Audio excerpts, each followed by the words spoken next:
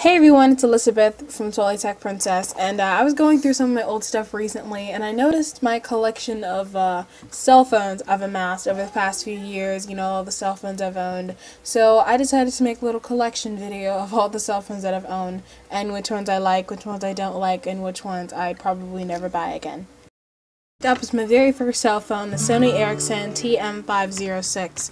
And the sad part of this is I didn't even realize how cool and nice of a phone this was, back then when I first got it in 2009, until I broke it. Yeah, it was a really nice phone, and for the time I had it, I really enjoyed it. I was kind of the envy of all my friends at that time because they didn't have cell phones. So yeah, I would probably buy this again if I was reverting back to a non-smartphone. Next on the list is a Samsung Gravity, and this is kind of a cool and special phone to me. First, because it was the first phone I learned to properly text on with the QWERTY style that we all use today. And second is that I got it on April 3rd, 2010, which was the original release date of the iPad. But at the time, I wasn't too concerned about the iPad at all. I was more hyped about getting a new phone. But yeah, this was a really nice phone, and if I had to pick between probably the Sony Ericsson and this one, I'd probably go for this one if I had to switch back to a basic phone. Okay, so number 3 is a Nokia X2, and this phone I got because my Samsung Gravity sadly stopped working. I had so much fun with that phone. It became an extension of me practically, but unfortunately it stopped working. So I had to pick up this phone from T-Mobile, and this is probably my least favorite basic, non-smartphone I've ever had because the keys are so small. I had to learn to type again, but with my fingernails. It took me, weeks to learn how to properly type on this phone because of its small keys, little, I had to type with my fingernails on it. And the second gripe I had about this phone was its storage.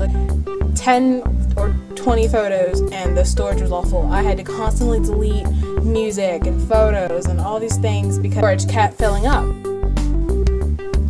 And then everyone, in March of 2012, I acquired my first smartphone, the Sidekick 4G. So yeah, this is my first upgrade to a smartphone about a little over a year ago, almost a year and a half now. And I really liked this phone. Sure, it wasn't running the latest version of Android or anything, but it was for its first smartphone, it was pretty good. It did have a few freezing problems, so I actually went through a couple of these through T-Mobile. But I loved the keyboard, I loved almost everything about it. Even the camera was okay. So this was my first smartphone and I was pretty happy with it.